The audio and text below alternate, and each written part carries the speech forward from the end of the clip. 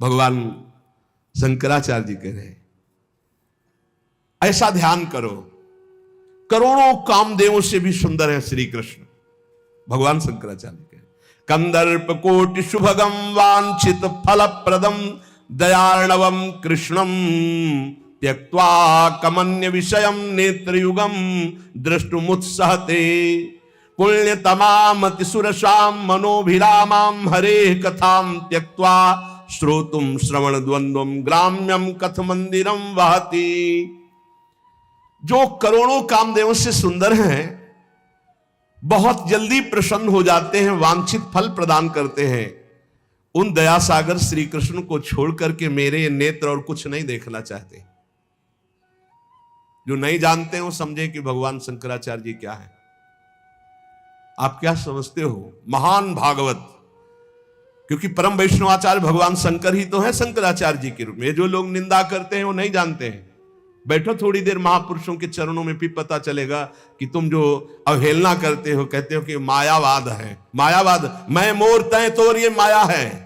मैं और मोर तोर तय माया, जय बस कीन्हे जीव निकाया। ये माया को तो विध्वंस करने वाले महापुरुष, कैसे तुमने बोल दिया मायावाद है? कैसे तुम कह सकते हो आद्य गुरु भगवान शंकराचार्य जी को? वो बोले अपने को ब्रह्म स्वरूप मानने के। तो जब सर्वत्र भगवान है तो यहां कौन है? अभी आए कहां हो? रंग में कहां आए हो? अभी रंगई में नहीं आए। जब रंग आएगा ना तो गोपी जनों के मुख से निकल पड़ा, भागवत में पढ़ लेना, कृष्णो हम पश्चिमे सखी ललिताम गति। कृष्णो हम, जब तन्मयता होती है ना तो ब्रह्मविद ब्रह्मयु भवति। और भगवान शंकराचार्य जी बड़ी दैन्यता से कह रहे हैं, नाथ यद्यपि आप में हमें भेद नहीं, मैं मानता हूं, पर जैसे समुद्र और तरंग में भेद नहीं, ऐसे समुद्र में लाखों तरंगें उठ सकती है, लेकिन एक तरंग समुद्र पैदा नहीं कर सकती। कितना दैन्य भाव प्रस्तुत कर रहे हैं भगवान शंकराचार्य जी। कह रहे हैं जो करोड़ कामदेवों से भी सुंदर हैं, जो इतने करुणा वरुणालय हैं कि वांछित फल प्रदान करने वाले हैं, जो दया सागर हैं, ऐसे श्री कृष्ण को छोड़कर मेरे ये नेत्र युगल और किसका दर्शन करना चाहते हैं? अर्थात श्री कृष्ण का दर्शन करने के लिए मेरे नेत्र युगल उत्सुक है। अति पवित्र सुंदर श्री कृष्ण चर्चा को छोड़कर ये मेरे कर्ण युगल और क्या सुनना चाहेंगे? श्री कृष्ण कथा। सांसारिक विषयों की चर्चा सुनने की श्रद्धा उन्हीं की होती है जो भगवत विमुख जन होते हैं। सदा विद्यमान श्री कृष्ण रूपी अमृत के हृदय में, यह अमृत में हृदय हो जाता है जब भगवान का सदैव यही स्मरण होता है। तो क्षणिक विषयों में जो इंद्रियां भोगों में सुख के लिए जाते, दुर्भाग्य है। हृदय में बैठे श्री कृष्ण। ब्रह्मांडानि बहूनि पंकज भवान प्रत्यंडमत्यद्भुतान गोपान वत्सयुतान दर्शदजम विष्णून शेषाश्च यः शंभुर्यच्चरणोदकम सुशिरसा। भगवान शंकराचार्य जी बोल रहे, धत्ते च मूर्ति त्रयात् कृष्णो वै पृथगस्ति कोप्य विकृतः सच्चिन्मयो नीलिमा। जिसने ब्रह्मा जी सहित अनेक ब्रह्मांड प्रकट किए, जो गोवत्सों सहित गोप और अनंत अपने रूप दिखाए, जिनका चरणोदक भगवान देवादिदेव महादेव अपने सर पर धारण करते हैं, उन श्री कृष्ण के एक अंश से ये ब्रह्मा विष्णु और महेश पृथक पृथक प्रकट होते रहते हैं। ये श्री कृष्ण सच्चिन्मयी निर्विकार कोई ऐसी नीलिमा है जिसका सहज में परिचय नहीं होता। ये भगवान शंकराचार्य जी कहते हैं। इसलिए चेतश्चंचलतां विहाय पुरता संधाय कोटिद्वयम तत्रैकत्र निधे सर्व विषयान न्यत्र च श्रीपतिम। अरे चित्त चंचलता छोड़ करके सामने ज्ञान से एक तराजू रख और देख, त्रिभुवन में सब भोग भोग रहे हैं। किसी को शांति मिली, किसी को विश्राम मिला। तू तो निर्णय कर, एक तरफ भगवान का चिंतन, एक तरफ भोगों का चिंतन, एक तरफ भगवदानंद, एक तरफ विषयानंद। अरे अब तो निर्णय कर ले कि अनंत जन्म व्यतीत हो गए, भगवदानंद से विमुख हुए, अब इस जन्म में हम प्राप्त कर लेते हैं। भगवान आद्य गुरु शंकराचार्य जी से प्रश्न हुआ कि संसार में हम डूब रहे हैं, अपार संसार समुद्र मध्य समज्जतो में शरणम किमस्ति। हे दयामय गुरुदेव, कृपा करके बताओ कि अपार संसार समुद्र में मैं डूब रहा हूं, इससे बचने का उपाय क्या है? इस संसार समुद्र में डूब रहा हूं, इससे बचने का उपाय क्या है? तो उत्तर, गुरु कृपालो कृपया वदइत विश्वेश पादाम्बुज दीर्घ नौका। परम कृपालु गुरुदेव ने करुणा करके बताया कि विश्वपति भगवान श्री हरि के चरण कमल रूपी जहाज का आश्रय ले लो तो संसार समुद्र से पार हो जाओगे। मामे भी प्रपद्यन्ते माया में ताम तरन्ति। प्रश्न, बद्धो ही को कौन है बंधा हुआ पुरुष? तो बोले यो विषयानुरागी, जो भोगों में रत है वही बंधा हुआ पुरुष है। वो बार बार जन्मेगा, बार बार मरेगा। बहुत कम शब्दों में प्रश्न और उत्तर है, बड़े आनंददायक है परमार्थ के पथिक के लिए। बद्धो ही को, बोले यो विषयानुरागी, बंधा हुआ पुरुष कौन है? बद्ध पुरुष कौन है? बोले जो विषयों से प्रेम करता है, जो विषय भोगता है, जो विषयों में सुख ढूंढता है, वो बंधा हुआ, वो जन्म मरण को प्राप्त होता रहेगा। बोले कावा विमुक्तिर, मुक्ति क्या है? बोले विषये विरक्ति ही, किसी भी विषय भोग की इच्छा ना होना, ये मुक्त पद में स्थित हो जाना। जाहि न चाहिए कबहु कछु, चाह मिटानी है, फंसे हो चाह में चाह ही मिटानी है। बंधा हुआ कौन? जो विषयों में भोग करके सुख प्राप्त कर रहा है। मुक्त कौन? जो बोले विषय भोगों से ऊपर उठकर सच्चिदानंद भगवान के चिंतन में डूबा हुआ है। को वास्ति घोरो, घोर नरक क्या है? तो कहा स्वदेहा नरकः, स्वदेहा ये शरीर घोर नरक है। यदि भजन करके भगवत प्राप्ति न की तो यही घोर नरक है, बहुत दुर्गति है। सच्ची मानिए, अभी आपके ऊपर कर्म दंड लागू नहीं हुआ, इसलिए मनमानी तुम्हारे खूब अहंकार बढ़ रहे हैं, खूब मनमानी कर रहे हो। रुपया है, पैसा हम सब कर लेंगे। अरे कुछ नहीं, चटनी हो जाओगे। काल का ऐसा प्रहार कि बड़े बड़ों को विध्वंस कर देता है। अभी शरीर छूटेगा, ना बैंक बैलेंस चलेगा, ना पत्नी, ना पुत्र, ना परिवार, ना कोई। पिटोगे, जो कर्म किए वो नरक में जाके पिटोगे, फिर अन्य योनियों में डाले जाओगे। इसीलिए कह रहे, ये शरीर से राग मत करो, खूब परोपकार करो, खूब नाम जप करो, कमाई कर लो भगवान नाम की। को आस्ति घोरो, बोले नरका स्वदेहा, ये घोर नरक क्या है? बोले इस शरीर में आसक्त होकर गंदे आचरण करना। तृष्णाक्षया स्वर्ग पदम किमस्ति, स्वर्ग पद क्या है? बोले भोगों की इच्छा का नाश हो जाना। अब कोई इच्छा नहीं रही, भोगे हुए भोग को बार बार भोगने का नाम तृष्णा है। बोले अब कोई तृष्णा नहीं रही, बोले यही आनंद पद है। संसार हृत कहा श्रुतिजात्म बोध, इस संसार के बंधन को काटने वाला क्या है? बोले जो आत्मज्ञान है, अपने स्वरूप का बोध है, वही संसार बंधन को काटता है। को मोक्ष हेतु कथिता स एव, मुक्त पद पर कौन विराजमान होता है? बोले वही जो संसार का राग त्याग कर अपने स्वरूप में स्थित है, भगवान के भजन में स्थित है। द्वारम किमेकम, कौन सा द्वार है जिससे नरक जाया जाता है?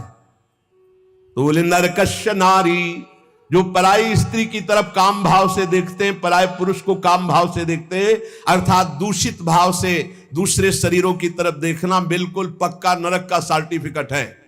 भगवान गीता जी में बोले त्रिविधम नरकस्येदम द्वारम नासन्मात्मनः कामः क्रोधः तथा लोभः तस्मादेत्रयम् त्यजेत्। अब इसी बात को ना समझने के कारण इसकी गलत व्याख्या की जाती है। बोले द्वारम किमेकम, बोले नरकस्य नारी, भाव ये है द्वारम किमेकम नरकस्य, द्वारम किमेकम नरकस्य, नरक का द्वार क्या है? तो गीता में भगवान कहते त्रिविधम नरकस्येदम द्वारम नासन्मात्मनः कामः क्रोधः तथा लोभः। काम, जब तुम किसी भी माई बहन की तरफ काम भाव से देखोगे तो नरक पहुंचने का रास्ता तुम पक्का कर रहे हो। तो वहां नारी नरक नहीं है, नारी के प्रति जो नारकी भाव तुम्हारा गंदा है वो तुम्हें नरक पहुंचा देगा। ऐसे थोड़ी है, हर माता बहन घर परिवार में विराजमान है, भजन कर रही है, धर्म से चल रहे, वो नरक है? नहीं, नरक है तुम्हारा भाव जो ऐसी माता बहनों में काम भाव रखते हो, गंदी वासना दृष्टि से देखते हो, वो तुम्हें नरक पहुंचाएगा। अब जब उसकी भावना नहीं समझ में आती ना, भजन है नहीं तो भावना कैसे समझ में आवे? तो बोले द्वारम किमेकम, तो आधा करके बोला नरकस्य नारी। और प्रश्न क्या है? द्वारम किमेकम नरकस्य, तो बोले नारी, नारी के प्रति जो काम भाव त्रिविधम नरकस्येदम द्वारम नाशन मात्मना कामः क्रोधा तथा लोभा, ये 3 नरक के द्वार, काम क्रोध लोभ। शास्त्र के आंतरिक भाव को समझे बिना शब्दार्थ का जो भाव निकाला जाता है वो गलत है। जब तक आप अंदर नहीं डूबोगे उस बात को नहीं समझ पाओगे। बोले का स्वर्गदा प्राण भ्रताम हिंसा, परम सुख देने वाली बात क्या है? बोले किसी की हिंसा मत करो, किसी को, ये जैसे मांस खाना दूसरे जीवों, ये तुम्हें नरक पहुंचाएगा। किसी की हिंसा मत करो, किसी जीव को कष्ट मत पहुंचाओ। सेते सुखम कस्तु समाधि निष्ठो, सुख में कौन सोता है? बोले जो परमात्मा स्वरूप में स्थित है, पक्का। ये शरीर के कष्ट, ये शरीर के दुख छू भी नहीं सकते, ऐसी स्थिति होती है भजन करने वालों की। सुख में हर समय रहते, परम सुख में। कौन? बोले समाधि निष्ठो, जिनकी बुद्धि क्षमता को प्राप्त हो गई है, जो परमात्मा में स्थित है। जागृति को वा, जगा हुआ पुरुष कौन है? जो ज्ञानी है, विवेकी है, असत भोगों का त्यागी है, वही जगा हुआ पुरुष है। जान सुत बही जीव जग जागा, सब विषय विलास विरागा। जान सुत बही जीव जग जागा, जब सब विषय विलास विरागा। समस्त भोगों से जब वैराग्य हो जाए तो जानना चाहिए कि अब मैं जग चुका हूं, नहीं तो मोह निद्रा में सोया हुआ पुरुष है। के शत्रवः संति, बोले सबसे बड़ा दुश्मन कौन है? तो कह रहे निज इंद्रियाणी, जो जीती हुई इंद्रियां नहीं है, यही अपनी सबसे बड़ी दुश्मन है, जो भोगों में बार बार गिरा रही है।